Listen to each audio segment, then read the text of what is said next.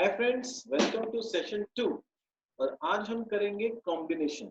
पहले वाले सेशन में हम लोगों ने किया परम्यूटेशन और देखा कि चीजों को अरेंज कैसे किया जाता है। आज वाले सेशन में हम करेंगे कॉम्बिनेशन और देखेंगे कि चीजों को सेलेक्ट करके अलग अलग टीम या कॉम्बिनेशन कैसे फॉर्म किया जाता है। मैंने स्टार्टिंग में आप लोगों को हल्का सा हिंट दिया था कि what is the difference between permutation and combination. आज हम कॉम्बिनेशन को और डिटेल में समझेंगे कि कॉम्बिनेशन क्या होता है और कैसे करते हैं। तो चलिए देखते हैं हमारे नेक्स्ट सेशन में क्या है कॉम्बिनेशन।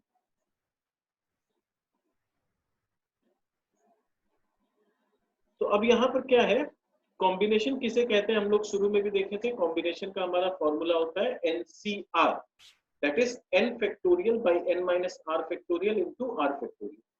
इसको अगर मैं परम्यूटेशन के साथ इसका एक रिलेशनशिप स्टैब्लिश करना चाहूं तो रिलेशनशिप होता है NPR बाई r फैक्टोरियल। अब वो कैसे होता है, लेट्स चेक।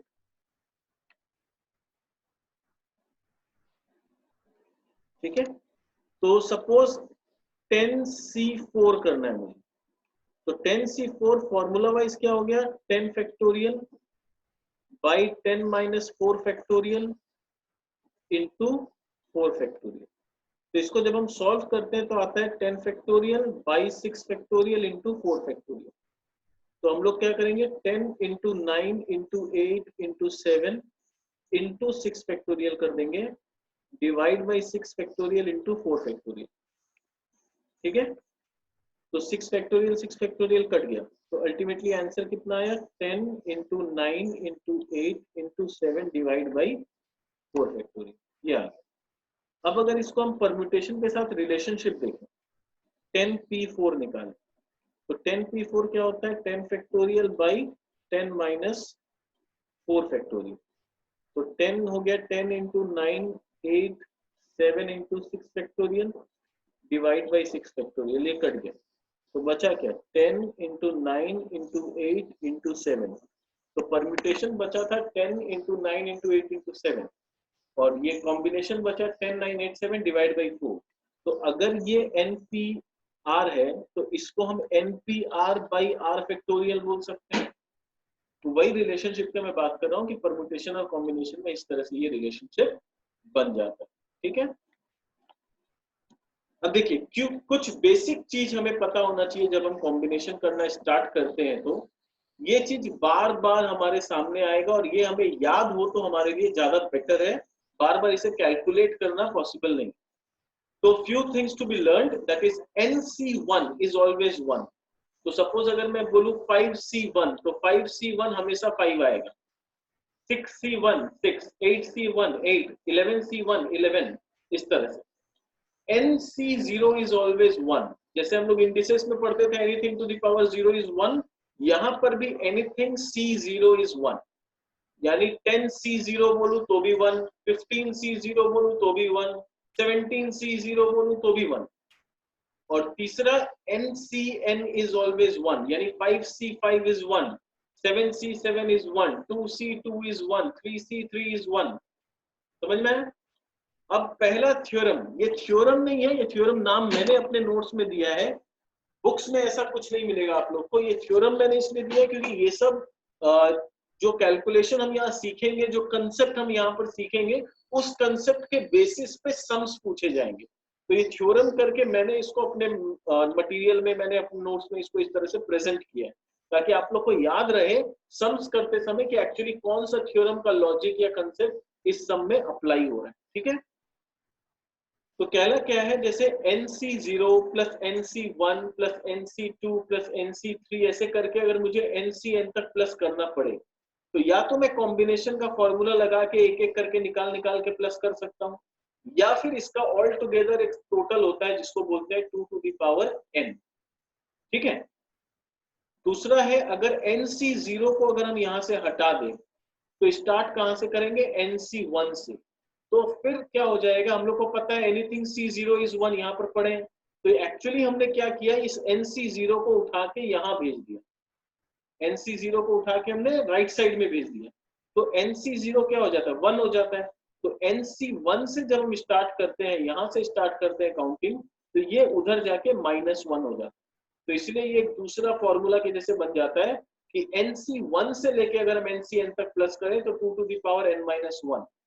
अगर आप लोग को चेक करना है तो हमने ये कंसेप्ट जो दिया हुआ क्वेश्चन इसको कैलकुलेट करके देखते हैं। क्या दिया है 3C1 3C2 3C3 क्या होगा, तो चलिए कैलकुलेट करते हैं। 3C1 plus 3C2 plus 3C3, ठीक है। 3C1 इज 3 हम लोग को पता है। 3C2 जब कैलकुलेट करेंगे तो आएगा 3 into 2 by 2 into 1, that is answer is again 3। 3C3 करेंगे तो आएगा 1। तो अल्टीमेटली आंसर कितना आ गया 3 plus 3 6 plus 1 7। अब इसका जो फॉर्मूला था, इसका फॉर्मूला था 2 to the power n-1। अगर हम ये तीनों को प्लस ना करना चाहें तो ये फॉर्मूला में लगा सकते हैं। तो 2 to the power 3 क्योंकि 3 डिजिट है तो 2 to the power 3 minus 1 that is 8 minus 1 is also 7।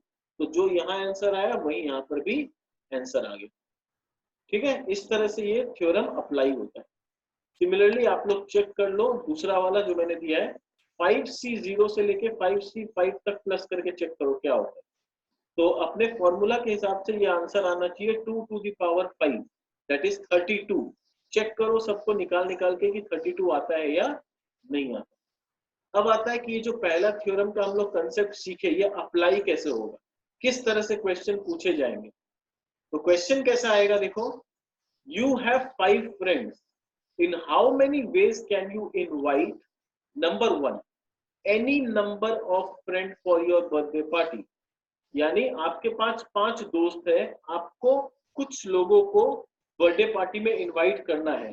तो एनी नंबर ऑफ फ्रेंड का ऑप्शन दिया हुआ है। एनी नंबर ऑफ फ्रेंड का मतलब होता है हम एक को बुलाएं या 2 को या 3 को या किसी को भी ना बुलाएं, 0 को बुलाएं, वो भी मेरे पास पॉसिबिलिटी है। जब हम बात करते हैं एनी नंबर का तो आई हैव अ पॉसिबिलिटी कि हम एक को भी ना बुलाएं। तो ये वाला ही चीज आ जाएगा 5C0 यानी एक को भी नहीं बुलाएंगे, 5C1 एक फ्रेंड को बुलाएंगे, 5C2 2 फ्रेंड को बुलाएंगे, या 3 या 4 या 5, ये सारे ऑप्शंस मेरे पास है। तो इन सब को जब हम प्लस करेंगे तो मेरा आंसर हो जाएगा 2 to the power 5। पर यही क्वेश्चन में अगर बोलता है 1 or more of your friend, जब मैं बोलता हूँ 1 or more of your friend इसका मतलब क्या होता है कम से कम एक फ्रेंड को तो बुलाना ही पड़ेगा। तो ये 5C0 वाला ऑप्शन चला गया। तो मेरे को स्टार्ट करना पड़ेगा 5C1 से लेके 5C5 तक। तो ये हो जाएगा 2 to the power 5 minus 1, ठीक है। 2 to the power 5 था, एक ऑप्शन चला गया जहां पर 1 आंसर आना चाहिए तो उससे माइनस हो गया। तो my answer will be 32 minus 1 that is 31। Sir 32 कैसे आया, 2 to the power 5 करो, 2 को 5 बार मल्टीप्लाई करो 32 आ जाएगा। तो 32 minus 1 31 मेरा आंसर आ जाएगा। तो this was all about first theorem. फिर हम लोग आ जाते हैं सेकंड थ्योरम पे।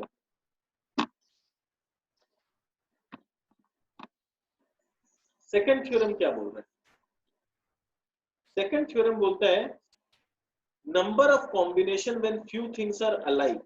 जब कुछ चीजें एक जैसी होंगी तो फिर नंबर ऑफ कॉम्बिनेशंस कितना बनेगा। तो उसका सिंपल सा फॉर्मूला है P+1 Q+1 R+1, ये तीनों को मल्टीप्लाई करो, फिर उसका जो आंसर आएगा उससे एक घटा दो -1। जैसे एग्जांपल देखो, there are 5 bananas 6 oranges and 2 apples, how many combinations can be form. तो यहाँ पर हमने अज्यूम किया है कि ये जो 5 बनाना है ये पांचों बनाना सेम साइज के हैं, ये 6 ऑरेंज है ये भी देखने में बिल्कुल एक जैसे हैं, सेम साइज के हैं, ये 2 एप्पल भी ऑफ सेम साइज है, ये अज्यूम किया, या फिर क्वेश्चन में ऐसा बोल दिया जाएगा कि दे आर ऑल अलाइक। तब मेरा ये फॉर्मूला बनेगा कि 5 बनाना है तो हम 6 काउंट करेंगे, 6 है तो 7, 2 है तो 3, यानी 6 into 7 into 3 126 आएगा इसका आंसर, उसमें से -1 कर देंगे 125 हो जाएगा। पर वही अगर बोला है कि नहीं ये 5 बनाना सेम साइज के नहीं है, ये डिफरेंट साइज के हैं, ये 6 ऑरेंज सेम साइज का नहीं है, ये डिफरेंट साइज का है, तब क्या होगा, तब हमें ये वाला फॉर्मूला लगाना होगा 2 to the power n-1 वाला। उसमें क्या होगा, क्योंकि 5 बनाना सब अलग अलग साइज के हैं तो ये हो जाएगा 2 to the power 5 minus 1। अब क्वेश्चन आता है सर 2 to the power 5 ये पहला वाला फॉर्मूला क्यों नहीं, दूसरा वाला फॉर्मूला क्यों, क्योंकि हमें कॉम्बिनेशन बनाना है और उसमें कम से कम एक बनाना, एक ऑरेंज और एक एप्पल तो कम से कम लेना ही पड़ेगा। हम 0 बनाना पे नहीं जा सकते या 0 ऑरेंज पे नहीं जा सकते, क्योंकि हमें तीनों को लेना ही लेना है कॉम्बिनेशन बनाने के लिए। तो वन और मोर वाला जो है थ्योरम वो अप्लाई होगा, ठीक है, वन और मोर वाला थ्योरम अप्लाई होगा, वन और मोर ऑफ योर फ्रेंड वाला, क्योंकि हमें कम से कम एक बनाना, एक ऑरेंज एक एप्पल तो चाहिए। इसीलिए यहाँ 2 to the power 5 minus 1, यहाँ 2 to the power 6 minus 1 और यहाँ पर 2 to the power 2 minus 1। तो ये आ जाएगा 31, ये आ जाएगा शायद 63 और ये आ जाएगा हमारा 3। तो 31 इंटू 63 इंटू 3 करेंगे, जो आंसर आएगा वो आंसर हो जाएगा। तो ध्यान रखना होगा जब ऐसा क्वेश्चन आए तो क्या सेम साइज पूछ रहा है या डिफरेंट साइज पूछ रहा है। सेम साइज पूछ रहा है तो ये वाला फॉर्मूला लगाएंगे जो थ्योरम नंबर 2 में दिया है मैंने, और अगर डिफरेंट साइज बोल रहा है तो जो थ्योरम नंबर 1 में फॉर्मूला दिया है वो अप्लाई होगा। तो this was all about theorem 2। अब हम लोग आते हैं थ्योरम 3 में। थ्योरम 3 क्या बोलता है? थ्योरम 3 बहुत सिंपल है, ये बता रहा है कि NCR is also equal to N minus R। अब ये कैसे अप्लाई होता है इसको अपने कॉपी में चेक करते हैं, सॉल्व करके मैं दिखाता हूं। सपोज हमारे को दिया हुआ है 10C8 सॉल्व कर, तो हमारा n हो गया कितना 10, r हो गया 8। तो इस थ्योरम के हिसाब से ये बोल रहा है कि NCR is equal to NCN minus R। इसका मतलब 10C8 is equal to 10C10 minus 8, यानी that is equal to 10C2। तो अगर मेरे को 10C8 दिया है सॉल्व करने, तो अगर मैं 10C2 सॉल्व करूं तो दोनों का सेम आंसर आएगा। इस थ्योरम का ऐसा बोलना है। तो चलो हम लोग चेक करते हैं कि दोनों का आंसर सेम आता है कि नहीं। अगर आता है तो ठीक है, नहीं तो रॉन्ग है। 10C8 कैसे करेंगे? 10 इंटू 9 इंटू 8 इंटू 7 इंटू 6, ठीक है। नीचे क्या हो जाएगा 10 माइनस 8 फैक्टोरियल इंटू 8 फैक्टोरियल, ठीक है। तो 8 7 6 को एक काम करते हैं, यहाँ पर ही 8 फैक्टोरियल बना देते हैं। चलो मैं दोबारा सॉल्व करता हूँ।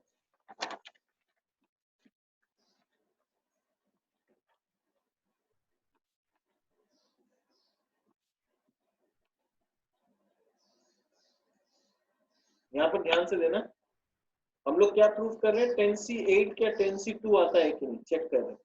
तो 10C8 का मतलब हो गया 10 factorial by 10 minus 8 factorial into 8 factorial, और 10C2 हो गया 10 factorial by 10 minus 2 factorial into 2 factorial, ठीक है।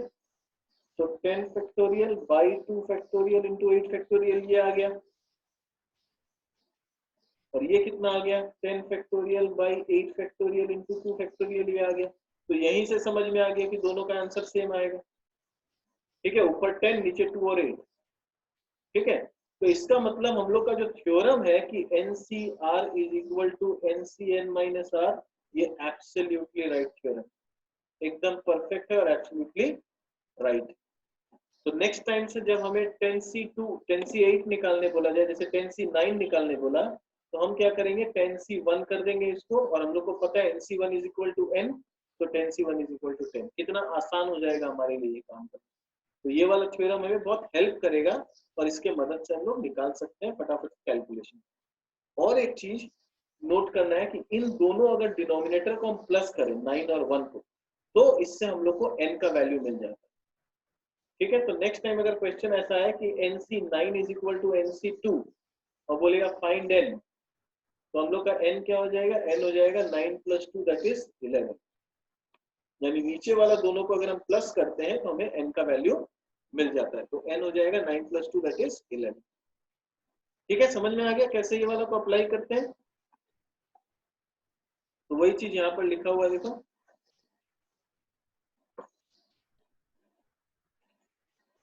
NC7 is equal to NC2 find n, तो n का वैल्यू क्या हो जाएगा 7 plus 2 that is equal to 9। Theorem 3 इतना ही। इसमें एक और तरीका से अपने को क्वेश्चन पूछ सकता है जिसको हमें ध्यान रखना होगा। देखो क्या पूछा है, दिया हुआ है if NCX is equal to NCY, तो दो चीज हो सकता है, या तो x is equal to y होगा, और अगर x और y अलग अलग है तो x plus Y is equal to n होगा। तो ये दो चीज पॉसिबल है। नेक्स्ट थ्योरम नंबर 4, ये ज्योमेट्री से रिलेटेड है तो बड़े ध्यान से समझना। बोल रहा है when there are n number of points in a plane and m number of points are collinear, यानी बोल रहा है प्लेन में बहुत सारे पॉइंट्स है, n नंबर ऑफ पॉइंट्स, उसमें से मान लो कुछ पॉइंट्स जो कि n है वो लोग कोलिनियर है। कोलिनियर का मतलब होता है they are lying on a single straight line. तब हम लोग कितना स्ट्रेट लाइंस बना सकते हैं, कितना ट्रायंगल्स बना सकते हैं और कितना हम लोग डायगोनल्स बना सकते हैं, ये देखना। तो चलो इसको कॉपी में समझते हैं हम लोग अच्छा से कैसे होगा ये।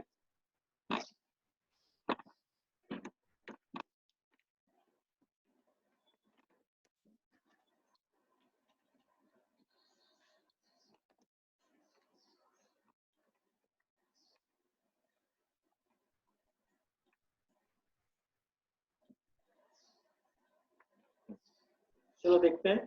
सपोज ये एक प्लेन है मेरे पास, इस प्लेन में ऐसे करके बहुत सारे पॉइंट्स, मान लो n है मेरे पास 10, देयर आर 10 पॉइंट्स। अब उसमें से मान लो 3 ऐसे पॉइंट है जो स्ट्रेट लाइन में लाई करते हैं, 3 points lie on a single straight line. तो m हो गया मेरे पास 3। अब बोल रहा है कि मैं कितने स्ट्रेट लाइंस बना सकता हूँ। तो याद रखना जब भी हम स्ट्रेट लाइंस बनाते हैं, कोई भी स्ट्रेट लाइन बनाने के लिए 2 पॉइंट का जरूरत पड़ता है, ठीक है। अगर मान लो 3 पॉइंट मिला तो कितने स्ट्रेट लाइन बन जाएंगे, 1 2 3 स्ट्रेट लाइन बन जाएगा। पर वही 3 पॉइंट अगर सिंगल कोलिनियर बन जाए तो ये 3 के बदले मेरे को सिर्फ एक स्ट्रेट लाइन देगा। अगर ये ऊपर नीचे है तो मेरे को 3 लाइन देगा, 1 2 3। पर यही अगर एक लाइन में है तो सिर्फ एक ही स्ट्रेट लाइन देगा मेरे को। तो इसीलिए ये फॉर्मूला याद रखना है कि कभी भी स्ट्रेट लाइन अगर हमें बनाना है तो उसका फॉर्मूला है NC2।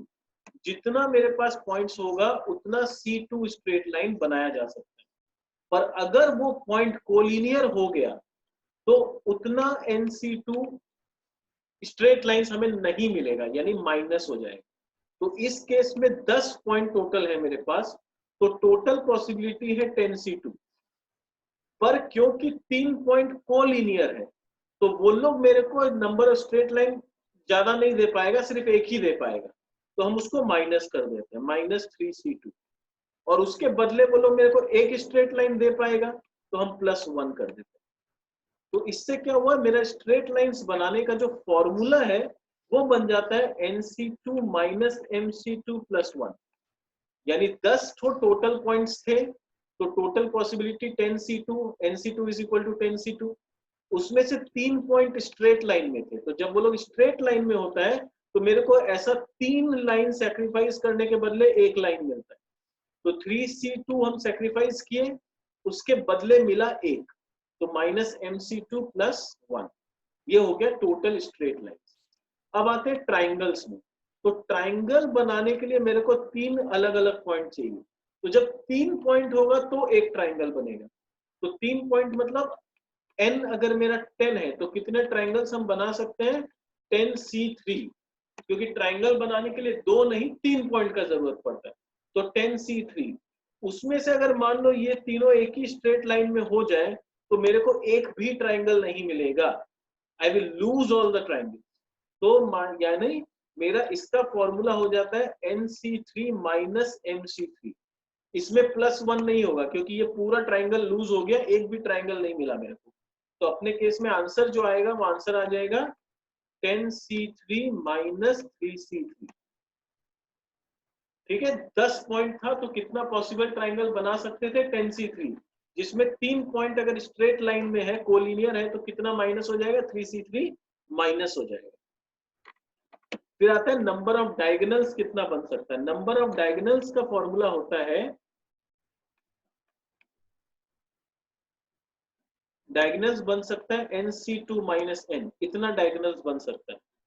ठीक है, तो अपने पास अगर 10 पॉइंट है, चलो अपने लोग एक सिंपल एग्जांपल लेते हैं 4 पॉइंट का। तो अगर 4 पॉइंट होता है मान लो, तो हम 1 2 3 4 5 6 ऐसा 6 स्ट्रेट लाइन बन सकता है। पर क्वेश्चन आता है डायगोनल कितना बनता है। डायगोनल तो 2 ही बनता है, 1 और 2। 6 स्ट्रेट लाइन बना, पर जिसमें 4 स्ट्रेट लाइन जो था वो साइड्स बनाने में काम आया, डायगोनल तो खाली 2 ही ठो बना। तो वैसे ही अगर मेरे पास 4 पॉइंट है तो 4c2 माइनस 4 ये डायगोनल आ जाएगा। तो 4c2 करेंगे तो क्या हो जाएगा, 4 into 3/2 minus 4 that is 6 minus 4 is equal to 2। तो अपने जब ड्राइंग किए थे तो भी 2 डायगोनल्स मिला था, फॉर्मूला से भी 2 डायगोनल्स आए।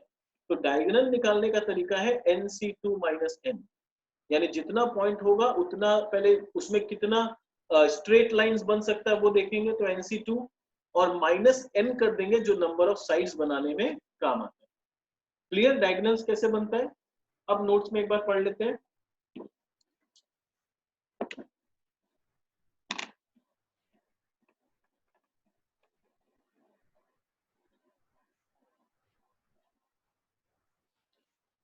देखो क्या दिया हुआ है, when there are n number of points in a plane and m number of points are collinear, तो नंबर ऑफ स्ट्रेट लाइन कितना बनेगा, nc2 माइनस mc2 प्लस 1।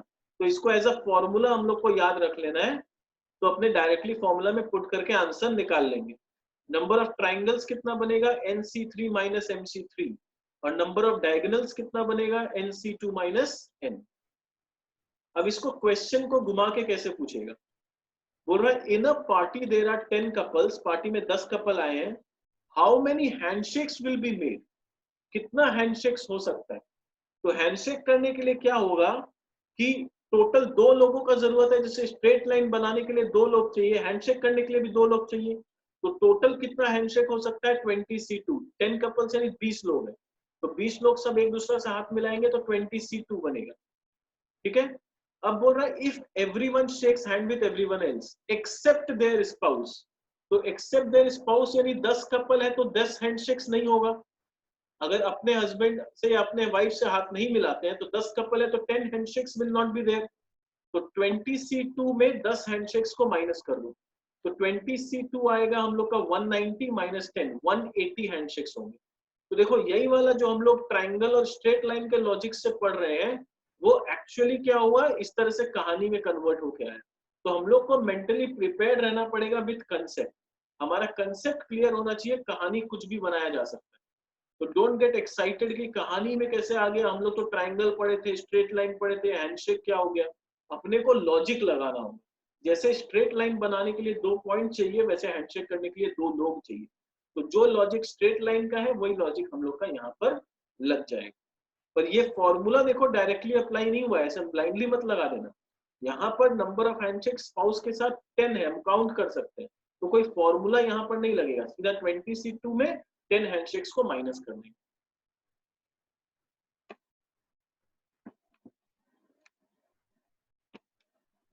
फिर बात हो रहा है नंबर ऑफ पैरेललोग्राम्स या रेक्टेंगल कितना बनता है। तो नंबर ऑफ पैरेललोग्राम्स जो बनता है या रेक्टेंगल जो बनता है ये एकदम सिंपल है, कितना वर्टिकल लाइन से और कितना हॉरिजॉन्टल लाइन से, देख लो। तो मान लो कि m number of horizontal lines है और n number of vertical lines, तो total possibility of parallelogram is mc2 into nc2।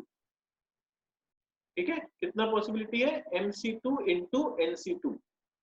जितना पैरेलल, जितना हॉरिजॉन्टल लाइंस है उतना c2 उतना स्ट्रेट लाइन बनेगा, जितना वर्टिकल लाइन से उतना स्ट्रेट लाइंस बनेगा, जितना वर्टिकल पॉइंट से उतना स्ट्रेट लाइन बनेगा, तो nc2 into mc2। फिर देखते हैं नंबर ऑफ स्क्वायर्स कितना बनता है। तो नंबर ऑफ स्क्वायर्स बनाने का देखो फॉर्मूला है, नंबर ऑफ स्क्वायर्स होता है n, n+1 2n+1/6। तो कितना पॉइंट्स है मेरे पास, उससे अगर पूछा जाएगा कि इसमें कितना स्क्वायर बना सकते हैं, तो फॉर्मूला है n, n+1 2n+1/6। जैसे अपने को अगर पूछा जाए कि चेस बोर्ड में कितने स्क्वायर है, तो लॉजिकली हम लोग को पता होता है 64 है, पर 64 तो छोटे छोटे स्क्वायर है, उस छोटे को कंबाइन करके भी बड़े बड़े बहुत सारे स्क्वायर बनते हैं। तो ऐसे करके अगर टोटल निकाला जाए तो कितने स्क्वायर होंगे, तो चेस बोर्ड में टोटल 8 बॉक्सेस, मतलब 8 बॉक्सेस रो और इधर कॉलम्स में होते हैं। तो n का वैल्यू हम लोग 8 लेके चलेंगे, तो 8 into 8 plus 1 9 into 2 into 8 plus 1 17 whole divide by 6, ये फॉर्मूला है। ठीक है, इसको लर्न करना है। तो उसको सॉल्व किया तो 204 स्क्वायर बॉक्सेस हम लोग का आ जाएगा। फिर बोल रहा है अगर नंबर ऑफ स्क्वायर्स काउंट करना है but the overall shape is in rectangle form, number of square if it is not a perfect square, यानी number of rows is not equal to number of column. पिछले बार जो chess board का example लिए थे उसमें number of column was equal to number of rows, यानी अंदर में भी स्क्वायर था और ओवरऑल जो स्ट्रक्चर था वो भी स्क्वायर था। इस बार अंदर में तो छोटे छोटे स्क्वायर है पर ओवरऑल स्ट्रक्चर जो है वो रेक्टेंगल का है, क्योंकि 1 2 3 4 5 6, यहाँ पर 6 है और यहाँ पर 4 है। तब कैसे निकालेंगे? तब सिंपल लॉजिक होता है, ये फॉर्मूला बहुत जन को याद नहीं रहता है। सिंपल लॉजिक निकालो, 6 इंटू 4 करेंगे, फिर एक एक घटाते जाएंगे जब तक 1 ना आ जाए। 6 इंटू 4, फिर एक घटाया 5, 4 से 3, 5 इंटू 3, फिर 5 से एक घटाया 4, 3 से एक घटाया 2, 4 इंटू 2, 4 से एक घटाया 3, 2 से एक घटाया 1, 3 इंटू 1, दैट्स इट। जहां 1 आ गया वहां रुक जाएंगे। तो 6 into 4 plus 5 into 3 plus 4 into 2 plus 3 into 1, ऐसे एड अप करके मेरे को पता चल जाएगा। तो this was all about theorem number 4। अब हम लोग आ जाते हैं थ्योरम नंबर 5। ठीक है, इसको ध्यान से समझेंगे। सो थ्योरम नंबर 5 देखते हैं, इसमें क्या है। n things are given, select r in which s particular thing always occur या never occur। अब इसको एकदम सिंपल सा भाषा में समझते हैं कि मान लो मेरे पास 10 जन है, ठीक है। 10 जन में से मेरे को 6 जन का टीम बनाना है। मेरे पास 10 प्लेयर है और मेरे को टीम बनाना है 6 प्लेयर का। तो अब बोल रहे हैं कि टोटल पॉसिबल कितना टीम बना सकते हैं, यानी कैसे टीम बन सकता है पॉसिबिलिटी। तो टोटल हो जाएगा 10c6, 10 में से 6 को चुनना है। अब बोल रहे हैं इसमें अगर one particular thing never occur, never occur बोलने का मतलब है कि 10 प्लेयर में से एक प्लेयर मान लो इंजर्ड हो गया। अब मेरे को पता है वो प्लेयर नहीं खेल सकता, तो मेरे पास कितने ऑप्शन बचे? 9। अब उन 9 प्लेयर्स में से मेरे को 6 जन का टीम बनाना पड़ेगा। तो यही सिंपल सा चीज है। वन पर्टिकुलर थिंग अगर नेवर ऑकर, नेवर ऑकर बोलने का मतलब है यहाँ पर ऑकर वाला नहीं है, यहाँ पर कॉम्बिनेशन है, याद रखना। तो ये ऑकर जो था वो दूसरा चीज था, परम्यूटेशन में जो ऑकरेंस था वो अलग टॉपिक था। इसमें हम लोग को टीम बनाना है। तो 10 लोग थे, 10 में से क्या हुआ, एक जन बोला कि हम नहीं खेल सकते, हम इंजर्ड है। तो एक जन अगर बोला हम नहीं खेल सकते, इंजर्ड है, मेरे पास अब 9 प्लेयर है जिसमें 6 जन का टीम बनाना है। पर वही अगर एक पर्टिकुलर पर्सन तो डेफिनेटली खेलेगा, जैसे जो कैप्टन है मुझे पता है वो तो डेफिनेटली खेलेगा ही खेलेगा। तो चॉइस का जो सिचुएशन आता है वो क्या आता है, जो कैप्टन है वो तो खेलना ही है। तो 10 में से जो कैप्टन है उसको तो आउट कर दो। तो अब रिमेनिंग प्लेयर्स 9 बचे और 6 प्लेयर का टीम बनना था, उसमें कैप्टन तो डेफिनेटली खेलेगा ही खेलेगा। तो मेरे को चुनने कितने और 5 प्लेयर। तो अगर one particular player always occur, जैसे डेफिनेट है उसको तो खेलना ही खेलना है, तो फिर क्या हो जाएगा, ये 9c5 हो जाएगा।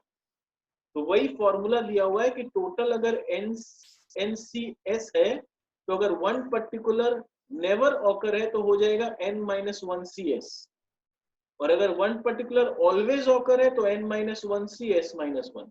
तो ये सब फॉर्मूला के चक्कर में मत जाना, ये जो टेक्निक या कंसेप्ट मैंने बताया वो याद रखना। अगर कैप्टन है वो तो खेलेगा ही, तो फिर न्यूमरेटर से भी एक कम हो जाएगा, डिनोमिनेटर से भी एक कम हो जाएगा, 9c5।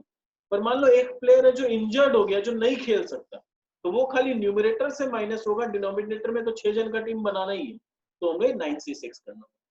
This is all about this. ठीक है, इतना सिंपल सा चीज है। थ्योरम नंबर 6,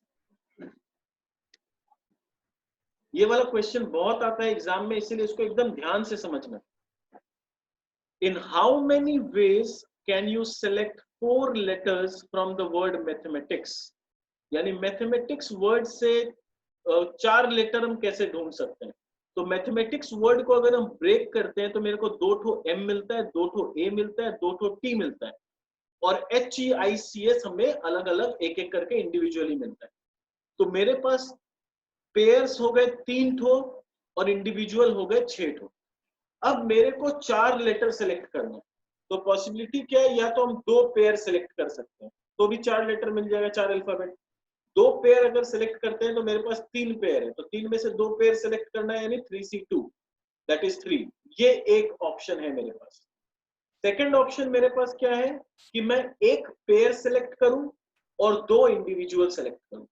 तो मैं 3 में से किसी एक पेयर को सिलेक्ट करूंगा, 3c1, अब मेरे पास इंडिविजुअल कितने हैं? मैक्सिमम स्टूडेंट को लगेगा कि 5 इंडिविजुअल है, नहीं, 3 में से जो एक पेयर सेलेक्ट हुआ वही पेयर माना जाएगा। मान लो M सेलेक्ट हो, अब ये जो A और T है वो लोग भी अपना एक एक जन को सामने यहाँ पर इंडिविजुअल लेवल पे भेज देगा।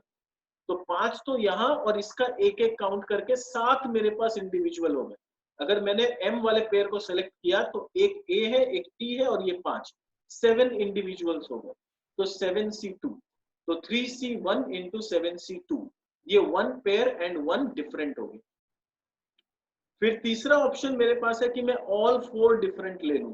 तो अब मैं पेयर को देख ही नहीं रहा, तो जब मैं पेयर को देख ही नहीं रहा हूं, सब डिफरेंट पे ही काम कर रहा हूं मैं, तब क्या हो जाएगा, ये लोग तीनों भी इंडिविजुअल बन के मेरे सामने आएंगे। तो 5 यहाँ और ये तीनों इंडिविजुअल 8, तो 8C4 ले लूंगा, ये 70 हो गया। तो ऑल टोटल पॉसिबिलिटी मेरे पास जो हुआ वो हो गया 136।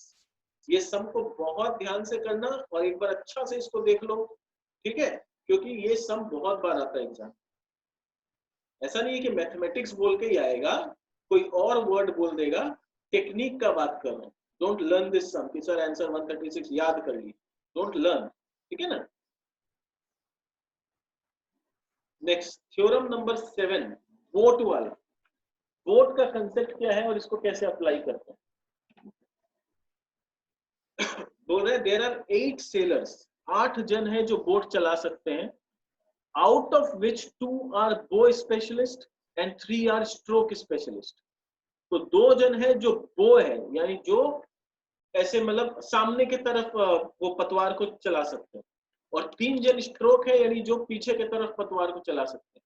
ठीक है, अपने लोग बोट को रो करते हुए देखेंगे तो कुछ लोग हैं जो सामने की तरफ घुमाते हैं पतवार को, और कुछ लोग हैं जो पीछे की तरफ बैक हैंड चलाते हैं।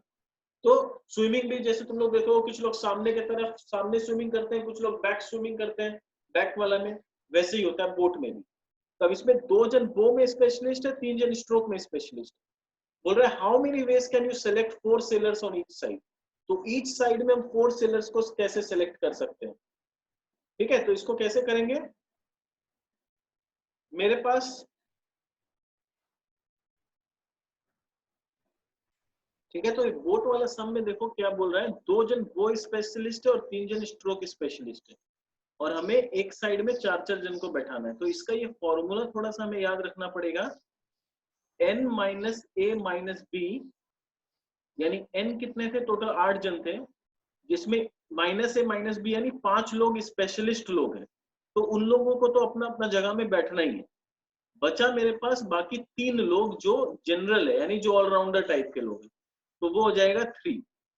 ठीक है, और उसमें से फिर जहां पर जितना स्पेस है उतना बैठा देंगे। जैसे बो साइड में देखो, अगर यहाँ ड्राइंग से अगर ध्यान दो तो ये बो साइड जो है, बो साइड में 4 जन बैठ सकते हैं, जिसमें 2 स्पेशलिस्ट होंगे, तो 2 जन का जगह है यहाँ पर ऑलराउंडर का। और स्ट्रोक साइड में 4 जन बैठ सकते हैं, उसमें 3 स्पेशलिस्ट लोग हैं, तो एक ऑलराउंडर का जगह है।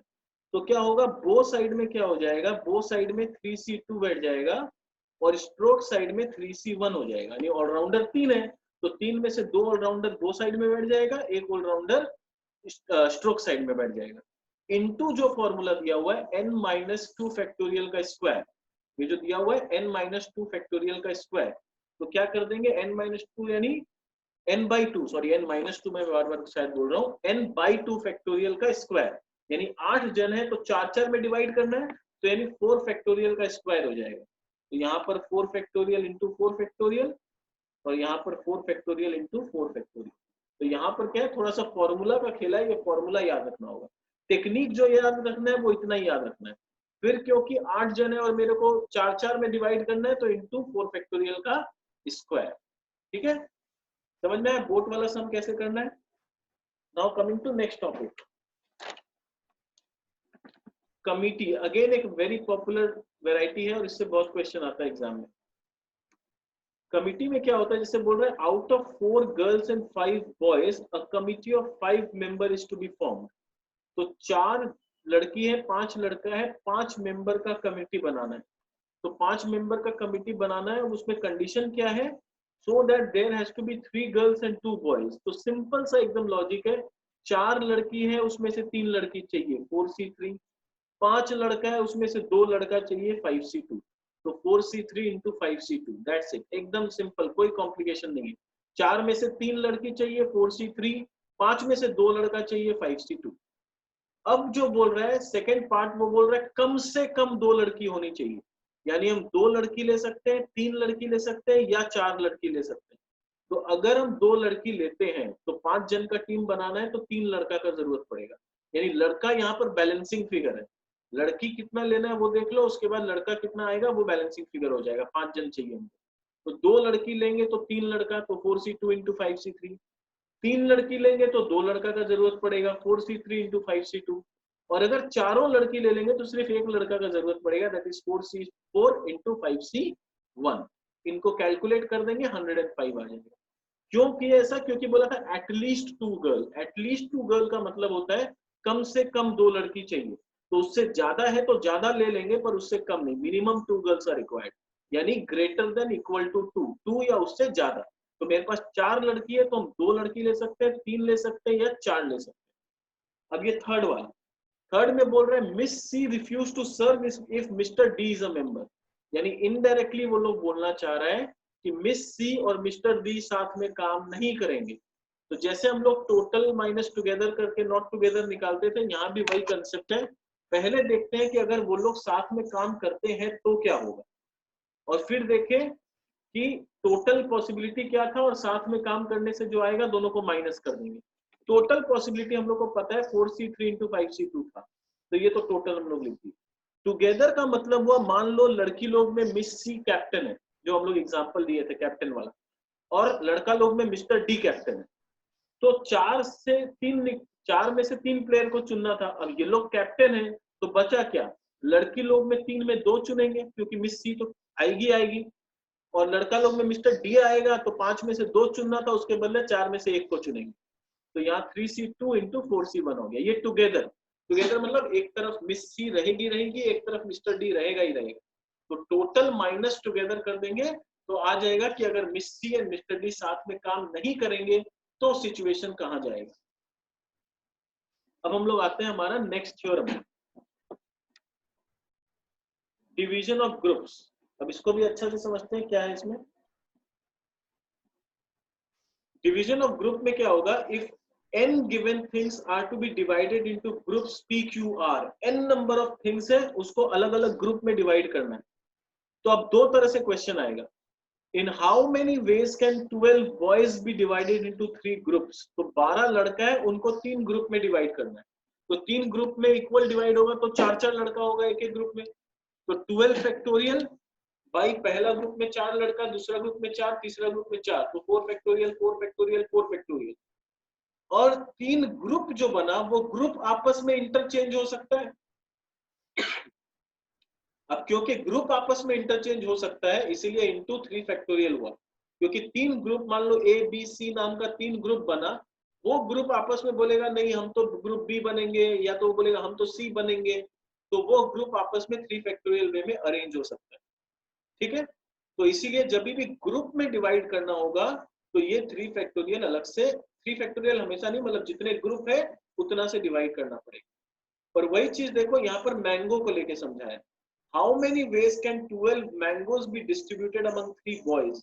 तो यहाँ पर मैंगोज को डिस्ट्रीब्यूट करना है, यहाँ कोई ग्रुप नहीं बन रहा है, तो इसीलिए क्या हुआ, खाली 12 factorial divide by 4 factorial 4 factorial 4 factorial into 3 factorial अलग से नहीं हुआ, क्योंकि यहाँ पर कोई ग्रुप फॉर्म नहीं हो रहा है जो आपस में इंटरचेंज करेगा। यहाँ तीनों जन को बांटा गया मैंगोज और वो लोग लेके अपना अपना घर चले गए, तो कोई ग्रुप फॉर्म नहीं। अब ये एक डायग्रामेटिक क्वेश्चन होता है, इसको कैसे करते हैं। यहाँ पर बोला है ए सी बी, 3 पॉइंट दिया है, बोला मेरे को ए से बी के पास जाना है, तो कितना तरीका पॉसिबल है मेरे लिए। ये एक्चुअली परमुटेशन का पार्ट होता है, कॉम्बिनेशन का नहीं, पर ये डायग्रामेटिक है तो मैंने लास्ट में इसको ऐड कर दिया। ये कॉम्बिनेशन नहीं है, ये परमुटेशन। तो ए से बी पे जाना है, तो ए से बी पे जाने के लिए मेरे को कितना कदम चलना पड़ेगा वो देख लो।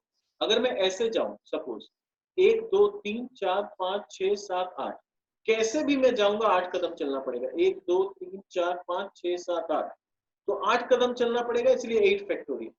अब क्या हुआ, 5 कदम मेरे को हॉराइजॉन्टली चलना पड़ रहा है और 3 कदम वर्टिकली चलना पड़ रहा है, कैसे भी देख लो, वर्टिकली 3 हॉराइजॉन्टली 5। तो divide by 5 factorial into 3 factorial. अब ये बोल रहा है ए से बी पे आपको जाना है, बट सी होते हुए जाना है, वाया सी। तो पहले ए से सी पे जाएंगे, फिर सी से बी। तो ए से सी पे जाने के लिए 4 कदम चलना है, ऊपर 2 कदम और राइट साइड में 2 कदम। तो 4 कदम डिवाइड बाई 2 हो गया वर्टिकल, 2 हो गया हॉरिजॉन्टल। तो डिवाइड बाई 2 फैक्टोरियल 2 फैक्टोरियल। अब जाना है सी से बी के पास। तो सी से बी के पास जब हम जाएंगे तो क्या होगा, 3 कदम हो गया मेरा हॉरिजॉन्टल, 1 कदम हो गया वर्टिकल, टोटल 4 कदम अभी भी चलना है। तो 4 factorial by 3 factorial into 1 factorial. इसको सॉल्व कर देंगे, आंसर आ जाएगा। ठीक है, तो this was all about combination. Combination में हम लोग का इतना ही टॉपिक है और इतना ही हम लोग को पढ़ना है। ठीक है, तो हम लोग का परम्यूटेशन एंड कॉम्बिनेशन चैप्टर यहाँ खत्म हुआ। उम्मीद करता हूँ बहुत आसानी से समझ में आया होगा। थोड़ा प्रैक्टिस और करेंगे तो और कमांड आ जाएगा इस चैप्टर। ठीक है, तो मिलते हैं हमारे नए सेशन में। Thank you so much.